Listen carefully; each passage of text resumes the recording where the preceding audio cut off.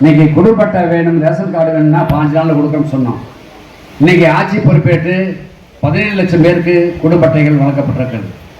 அதே மாதிரி இங்கே மலைப்பகுதியில் கைரேகை பதிய முடியலைன்னா கண் கருவெளி மூலமாக பொருளை பெறுவதற்கும் 28,000 ரேஷன் கடையிலே அந்த வசதியும் முதலமைச்சர்கள் ஏற்படுத்தி கொடுத்திருக்கிறார்.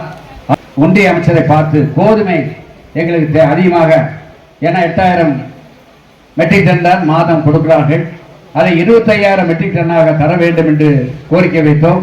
இன்றைக்கு ஒன்றிய அரசு அதை 8,000 என்பதை 17,100 அளவு, அதாவது மெட்ரிக் டன் அளவிலே கோதுமை தருவதற்கு இன்னைக்கு ஒன்றிய அரசு அனுமதி தந்திருக்கிறது என்பதை இந்த நேரத்தில் தெரிந்து இந்த மாதம் முதல் அந்த கோதுமை வழங்க இருக்கிறோம். கூடுதலாக மக்களுக்கு கிடைக்க இருக்கிறது. அது மட்டுமில்லாமல் இன்னைக்கு பொதுமக்களுக்கு தேவையான அரிசி, பருப்பு, பாமாயில் போன்ற பொருட்கள், தரமான பொருட்களை வழங்குவதற்கு மாண்புமிகு முதலமைச்சர்கள் உத்தரவு வழங்கி அதையும் வழங்கி கொண்டிருக்கிறோம்.